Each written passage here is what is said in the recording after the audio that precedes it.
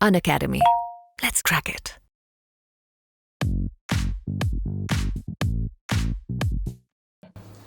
Hello and नमस्कार। देखिए, ऐसा कहा जाता है ना कि जीवन के अंदर थोड़ा आगे बढ़ना है तो हर चीज़ को, हर मुश्किलों को, हर नए एहसास को जो है अपने साथ में लेते हुए चलो और फिर देखो किस तरीके से जो नेचर और प्रकृति है वो अपने आप में आपको क्या करेगी, सफलता के रास्ते पर लेके जाएगी ही जाएगी। तो ऐसा ही कुछ, और खास कर पता है, अगर आप लाइफ में पहला अटेम्प्ट करते हो और पहले ही अटेम्प्ट के अंदर अगर आप चीज़ को गो थ्रू कर जाते हो, उसको एकदम सक्सेस में लेके कन्वर्ट कर देते हो, तो वो अपने आप में बात ही कुछ और हो जाती है। तो आइए, आज आपको मैं एक ऐसे शख्स से मिलाता हूँ जिन्होंने अपनी लाइफ का पहला अटेम्प्ट, लेकिन बेहतरीन अटेम्प्ट जो दिया, और साथ ही साथ में उस अटेम्प्ट को कन्वर्ट कर दिया एक सक्सेसफुल एक्ट के अंदर। तो मैं आपके बीच में यहाँ पर इनवाइट करता हूँ संजीत चौरसिया जी। हेलो संजीत जी, कैसे हैं आप? Sir, क्या I मुझे am सुन fine. पा रहे Thank you so हैं? much for inviting. राइट। तो संजीत जी, सबसे पहले तो बहुत सारी बधाई हो आपको। फाइनली मतलब आपने अपने ड्रीम को कंप्लीट कर ही लिया। जज बनने का जो मामला था वो आपने उसको एकदम फिट कर ही दिया, right? Yes, sir. Thank you so much, sir. Okay. और आपको देख के मैं ये भी कह सकता हूँ कि आने वाले टाइम के अंदर हमारे पास जो है वो वैरायटी ऑफ स्मार्ट जजेस भी आने वाले हैं, जो अपने आप में एकदम हैंडसम लुक रखते हैं, एकदम पूरा स्मार्ट सेंस ऑफ ह्यूमर रखते हैं। दैट विल मतलब कोर्ट का माहौल जो है बदलने वाला है, I think so. Yes, Sanjay ji, कुछ sure, बातें sir. जो हैं, कुछ बातें मैं आपसे जानना चाहता हूँ, ताकि वो कैंडिडेट्स जो जुडिशरी की तैयारी कर रहे हैं या जुडिशरी को अपने दिलो दिमाग के अंदर सेट कर चुके हैं, उनके लिए एक इंस्पिरेशन जो है बन सके, राइट? तो सबसे पहले तो शुरुआत करते हैं कि आपका एलएलबी, आपका जो लॉ एग्जामिनेशन हुआ था, तो क्या आपने एलएलबी के टाइम पर ही डिसाइड कर लिया था कि आपको जज बनना है? यस सर, मैंने सर 4th ईयर में डिसाइड कर लिया था जब मैंने अपनी इंटर्नशिप करी थी नेशनल जुडिशियल एकेडमी से। सर, एट दैट मोमेंट मैंने 100%ली डिसाइड कर लिया था कि मुझे जुडिशरी का ही अटेम्प्ट देना है। तो sir, at from that moment to till now मैं स्टडी कंटिन्यूअसली उसी चीज़ पे लग गया था। और सर, मैंने सितंबर 2019 में फुल्ली प्लेस्ड अपनी प्रिपरेशन स्टार्ट कर दी थी after completing my 4th year. Okay, मतलब आपने एलएलबी के दौरान, while you are pursuing LLB, you have started the preparation for judiciary. Yes sir. तो एक लॉ के स्टूडेंट को कहीं के ये कह सकते हैं कि अगर उसका माइंडसेट जुडिशरी के लिए है तो उसको अपनी तैयारी के लिए एलएलबी कंप्लीट होने का वेट नहीं करना चाहिए, M I right? Yes sir, actual में क्या होता है, जो 3.5 ईयर होते हैं, 3.5 से 4th ईयर के बीच का जो टाइम रहता है, वो एक ऐसा टाइम रहता है कि जिसमें कि हर एक लॉ स्टूडेंट को किस करियर अपॉर्चुनिटीज में जाना है लॉ के बाद वो डिसाइड कर लेना चाहिए। सो डैट कि जो लास्ट का ईयर है, 5th ईयर, उसमें वो पर्टिकुलरली उस चीज में फोकस हो पाए। जैसे if someone wants to go in litigation, so he can get more practical knowledge about that. If someone want to go in judiciary, he can get dedicate that single year time for judiciary preparation. Or there are many opportunities available in a law field. So person should decide between 3.5 years to 4 years that where he wants to go. Sanjeev ji, दिल से बात कहूँगा मैं, आपने मुझे मेरे boss की याद दिला दी सबसे पहले। वो कहा करते थे कि जब मैं उनके उनके अंडर में इंटर्नशिप किया करता था ना, तो उनका एक स्टेटमेंट हुआ करता था जो जनरली वो रिपीट करते थे कि जो गलतियाँ करनी है मेरे ऑफिस में कर लो, अगर मेरे ऑफिस के बाहर यानी कि एडवोकेट बनने के बाद अगर गलती की तो फिर मैं माफ़ नहीं करूँगा। तो कहीं कहीं आपका भी प्लान मुझे उस तरह से लग रहा है कि भाई तैयारी करनी है तो बढ़िया एलएलबी करने से पहले कर लो, क्योंकि उसके बाद फिर आपको सीधा अटेम्प्ट देना है, उसके बाद सीधा क्या करना है, आपको कंपटीशन का एग्जाम फाइट करना है, और वहाँ पे उसमें अगर गलती कर दी तो फिर आपके जीवन का एक समय जो है वो खराब हो जाएगा, एक टाइम जो है पर्टिकुलर खराब होगा। And that's Yes, really sir. Good thing. Okay, जहाँ तक मैंने आपके बैकग्राउंड को पढ़ा है संजीव जी, तो आपके फादर्स, फोर फादर्स या आसपास कहीं पर कोई एडवोकेसी का लीगल सिनेरियो नहीं है, am I right? Yes, sir. तो I can say you are a first generation जज। क्या एक Yes, शब्द sir. अगर मैं इस्तेमाल करूँ तो you is the first generation जज। Sure. अब एक ऑनेस्ट बात आपसे मैं जानना चाहता हूँ कि जैसा जनरली कहा जाता है कि अगर आपका बैकग्राउंड नहीं है, अगर आप एडवोकेसी के फील्ड से नहीं जुड़े हो, तो कहीं न कहीं थोड़ा सा स्ट्रगल जो है बहुत ज़्यादा हो जाता है। तो इस बात से आप कितने एग्री करते हो, और यहाँ पर स्टूडेंट का साइकोलॉजी क्या सही है या गलत है, या इसमें चेंज करने की आवश्यकता है? प्लीज़ बताएं। सर, इसमें एक गाइडेंस का फैक्टर बहुत इम्पोर्टेंट रोल प्ले करता है। फॉर एग्जाम्पल, इफ आपके घर में यदि कोई लीगल बैकग्राउंड में है, तो नो डाउट सर आपको एक अच्छा गाइडेंस मिल सकता है, लेकिन ऐसा नहीं है कि यदि आपके घर में कोई नहीं है तो आपको नहीं मिलेगा। There are multiple sources available. For example online में इतना सोर्स है गाइडेंस का, कोचिंग इंस्टीट्यूट है, आप जहाँ से लॉ कर रहे हो वो खुद एक नेशनल मीन्स कॉलेज है आपका गाइडेंस के लिए। तो गाइडेंस के लिए इस मतलब 21st सेंचुरी में तो मतलब मुझे नहीं लगता कि मतलब कहीं पे भी आप मतलब किसी चीज के लिए कमी होगी। और यदि आपके घर में तो एक मतलब it's like a cherry on the cake, but it is not the cake itself. So मुझे लगता है कि मतलब ऐसा कुछ भी हार्ड एंड फास्ट रूल नहीं है कि आपके घर में या फिर आपके आसपास में कोई लीगल बैकग्राउंड से होना चाहिए। आपने यदि ठान लिया तो आपको बहुत सारे अदर ऑप्शंस मिल जाएंगे जहां से आप खुद ही रिसर्च करके अपना जो डाउट है, जो गाइडेंस है, वो आप ले सकते हो। बिल्कुल संजीव जी, मतलब ये तो बात हुई कि जिन खोजा तिन पाइए गहरे पानी पे। मतलब अगर आप किसी चीज़ को पाने की अगर जिद करके बैठ जाओगे तो वो चीज़ आपको कहीं से भी मिल सकती है। इसके लिए आपके पिताजी का या आपके कोई बड़े भाई साहब या फिर किसी का ऑलरेडी इस फील्ड में होना ज़रूरी नहीं है। यानी कि एक बात तो यहाँ पर क्लियर है, जैसा आप लोगों ने संजीव जी के जरिए भी सुना कि लाइफ में अगर कुछ चीज़ बनना है ना, तो इस चीज़ का मलाल मत करो कि यार मेरी फैमिली में तो कोई है ही नहीं एडवोकेट, फिर मुझे इसका कैसे बेनिफिट मिले, मेरी फैमिली में कोई जज तो नहीं है। क्योंकि इसका जीता जाता एग्जाम्पल अभी आपके सामने है। संजीव जी ने पहला अटेम्प्ट दिया है। If I am not wrong, आपका 2020 के अंदर एलएलबी कंप्लीट हुआ है संजीव, राइट? और फर्स्ट ही आपका ये अटेम्प्ट था एमपी जुडिशरी के लिए, राइट? Yes. मतलब एलएलबी कंप्लीट करने के बाद जस्ट पहले अटेम्प्ट के अंदर आपने जो चीज़ को गो थ्रू किया, और वो भी बिना किसी प्रॉपर बैकग्राउंड के, जहाँ पर ऐसा कोई बैकग्राउंड नहीं था। तो ये चीज़ क्लियर इंडिकेट करती है कि आज के टाइम के अंदर इसकी आवश्यकता नहीं है कि ऐसा होना ही चाहिए।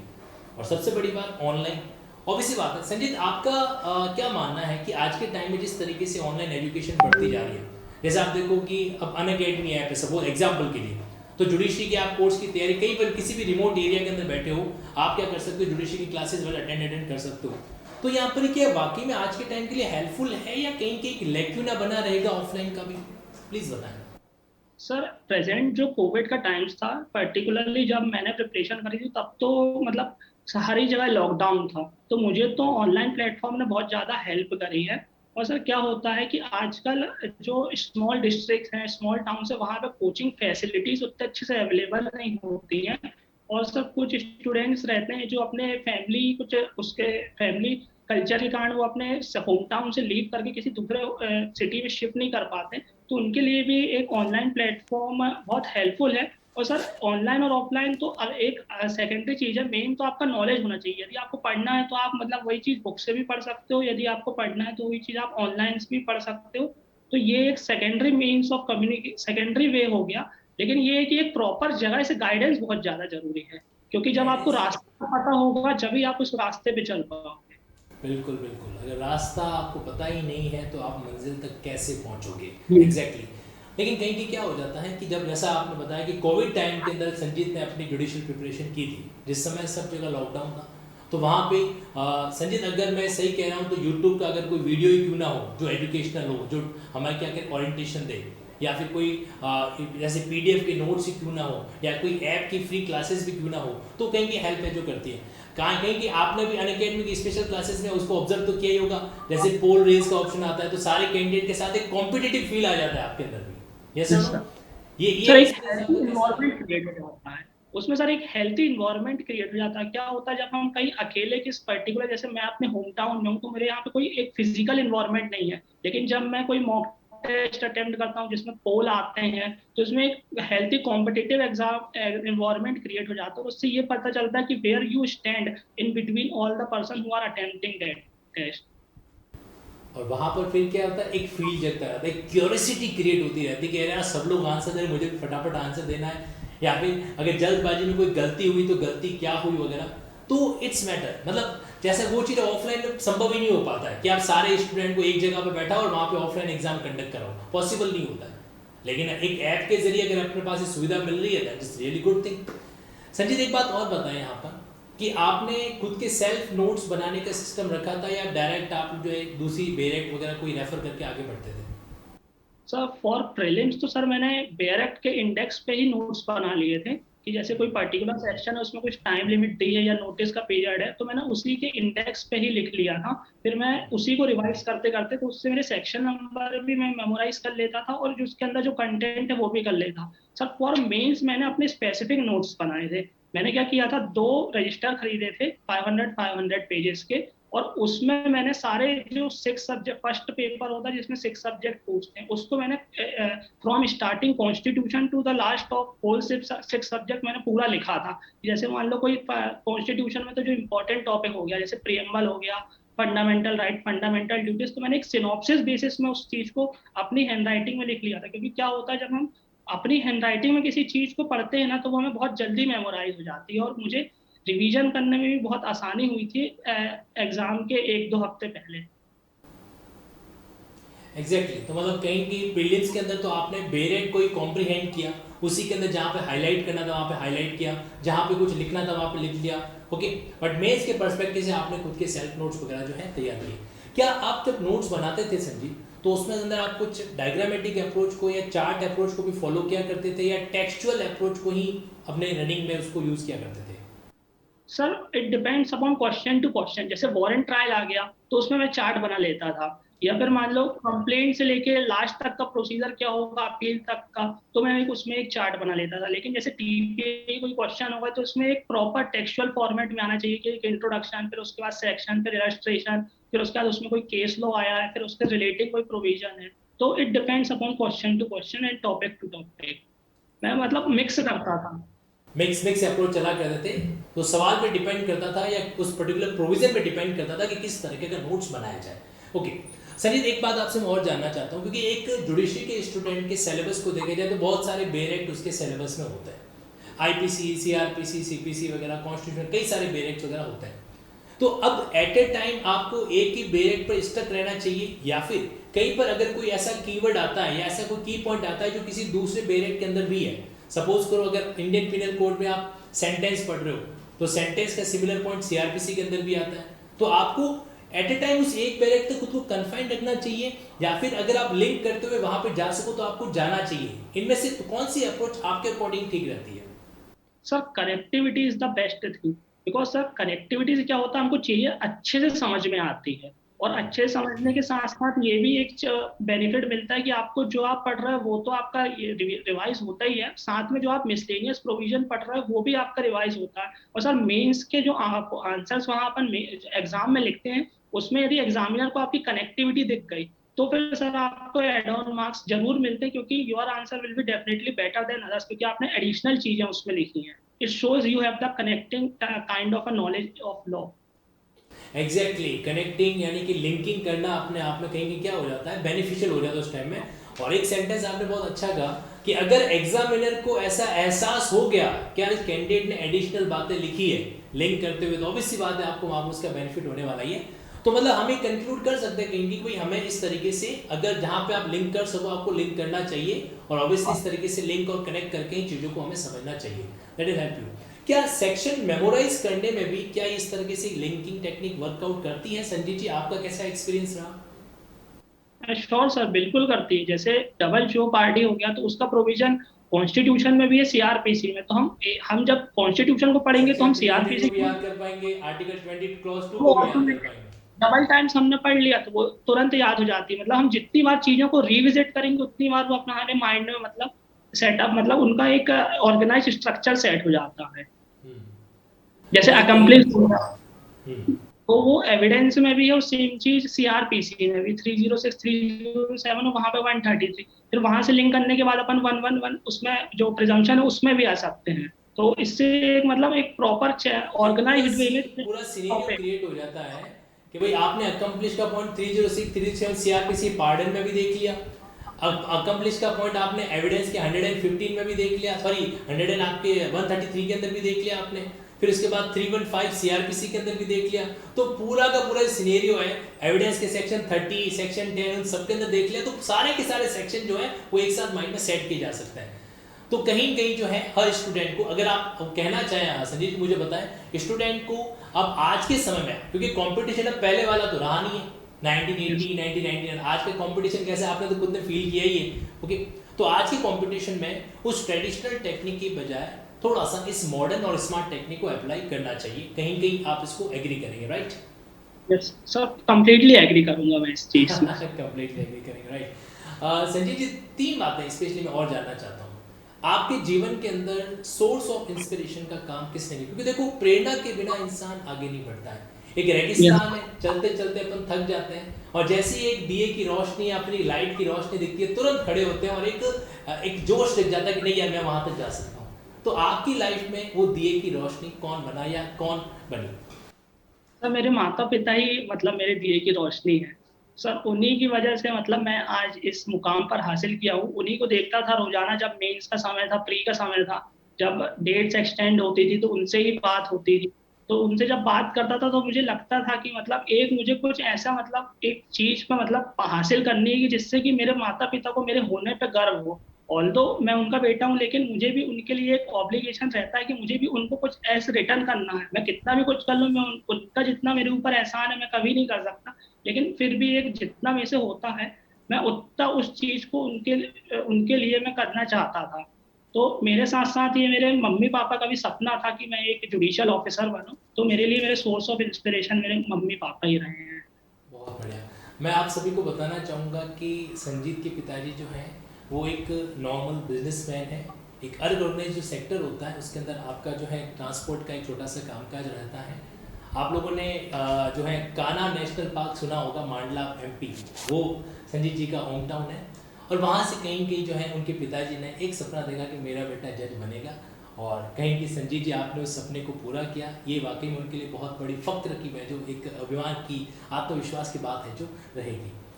संजीत जी एक छोटी सी चीज जो कि प्रैक्टिकल है और उसको हर लॉ का स्टूडेंट फील करता है और वो फीलिंग आपने भी महसूस की है।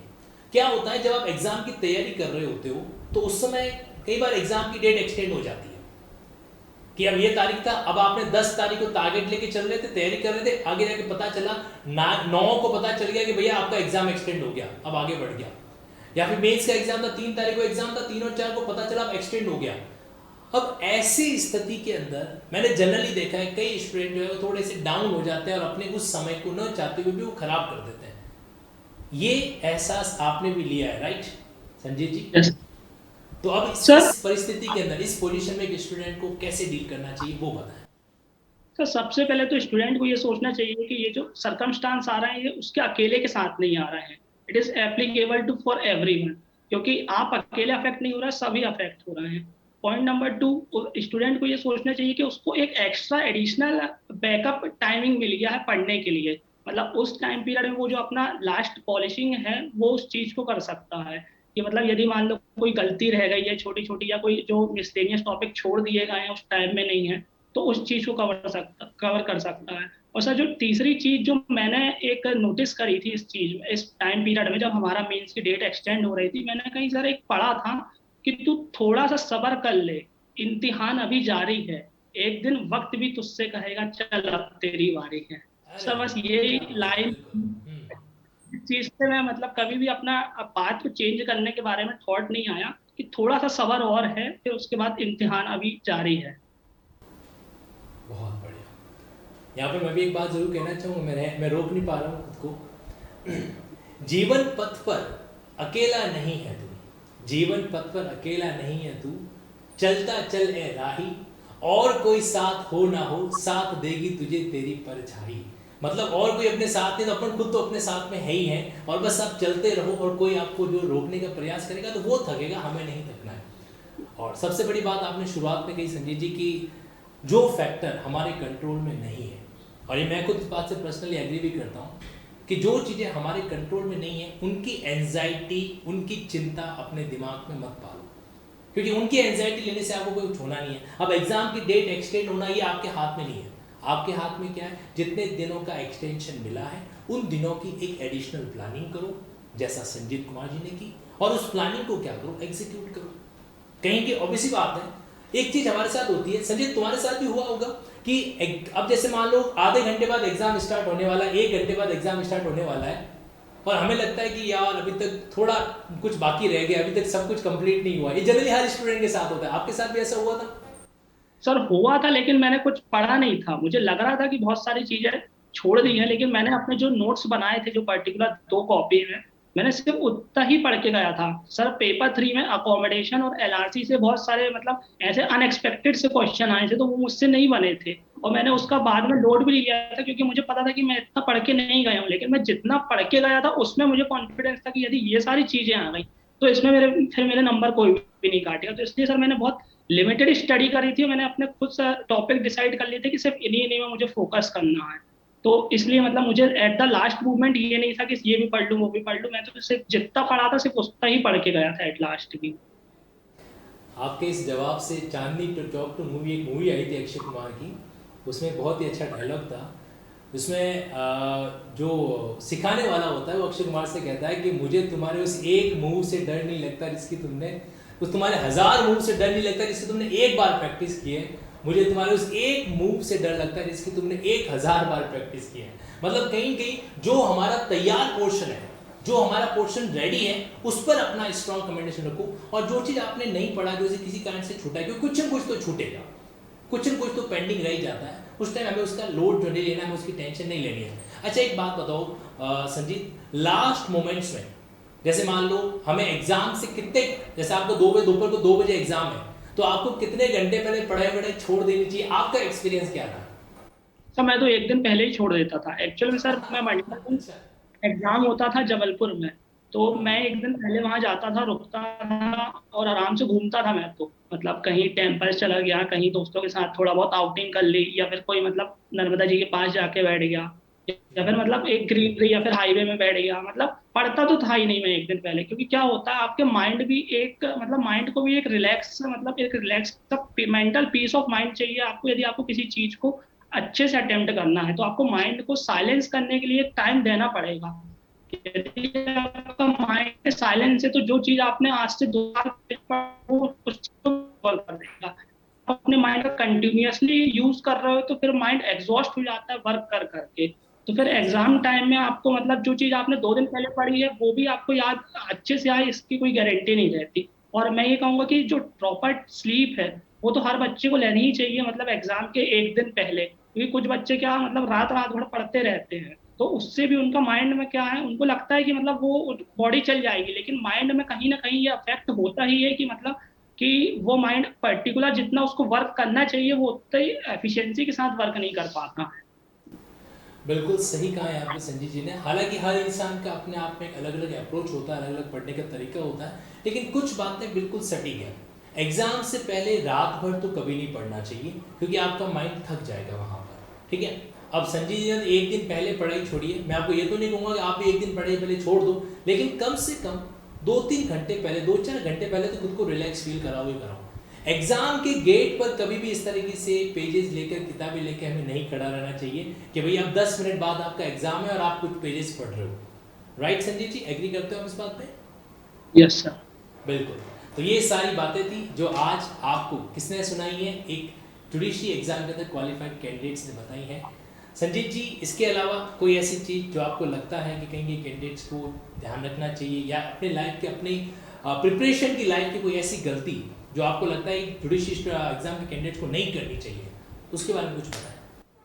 सर सबसे इम्पोर्टेंट होता है कि एक कैंडिडेट को एक पर्टिकुलर शेड्यूल में आके पढ़ाई करनी चाहिए। यदि आपने किसी चीज का शेड्यूल बनाया है पर्टिकुलर, तो आपको उस शेड्यूल में पर्टिकुलरली आना ही आना है। यदि आप सोचो कि हम 2 दिन पढ़ लें फिर तीसरे दिन ऑफ ले लें फिर 2 दिन, तो वो अनस्ट्रक्चर्ड वे में हो जाता है। यदि आप पर्टिकुलर शेड्यूल के साथ मतलब 6 डे स्टडी कर ली, एक दिन का आपने ऑफ ले लिया, तो डेट इज फाइन।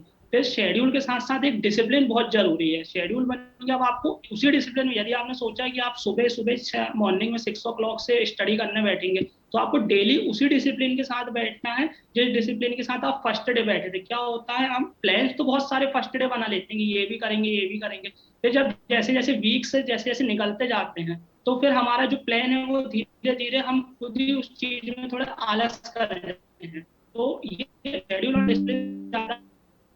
और सर एक थर्ड चीज है कि make a good company of friend. क्योंकि सर यदि आपके जो फ्रेंड सर्कल है वो अच्छा होगा, जो मतलब जो भी जुडिशरी की प्रिपरेशन कर रहे हैं, तो एक आपका वहाँ हेल्थी डिस्कशन होगा। हेल्थी डिस्कशन से क्या होगा, एक आपका माइंड को जो होगा एक नई नई चीज सीखने को मिलेगी। फॉर एग्जाम्पल आप अपनी मेंस की कॉपी दूसरों को शेयर कर सकते हैं, वो आपको शेयर कर सकते हैं, तो आपको एक new new method of learning मिलेगी। तो इससे आपका एक हेल्थी इन्वायरमेंट भी क्रिएट रहेगा कि मान लो कभी आपको कोई चीज समझ में नहीं आ रही, क्योंकि क्या होता है जो हमारे मेंटर्स रहते हैं उनको हम बेसिक बेसिक चीजों के लिए हमेशा एक्सेस नहीं कर सकते। जैसे बहुत छोटी चीज हो गई, तो वो आप मतलब अपने फ्रेंड से डिस्कस करके आप उस चीज को इजीली सॉल्व आउट कर सकते हैं।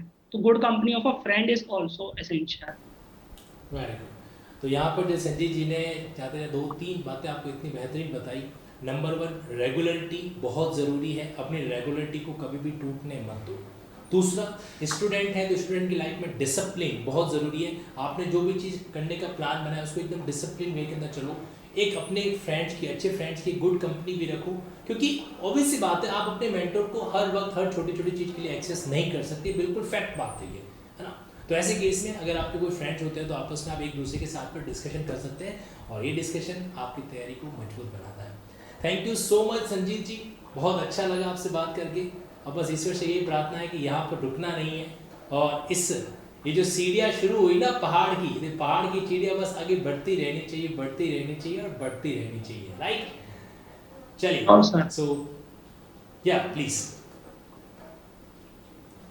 मेरे ख्याल से शायद कुछ इंटरनेट का इशू रह गया है। आप सुन पा रहे हैं Sanjeet ji? Yes sir. Okay, तो संजीत जी इसी सेशन को यहीं पर हाल फिलहाल के लिए सस्पेंड करते हैं। ख़त्म तो मैं नहीं कहूँगा क्योंकि आपसे बातचीत जारी रहेगी और इंतज़ार करूँगा मैं आपके कोर्ट के पहले जजमेंट की कॉपी को पढ़ने का, और ये सौभाग्य हमें ज़रूर दीजिएगा, राइट। ये आपसे मैं प्रॉमिस ले रहा हूँ, आपके जजमेंट की पहली कॉपी मुझे पढ़नी है। ओके, चलिए, so thank you so much and have a great life ahead dear. Thank you so much sir.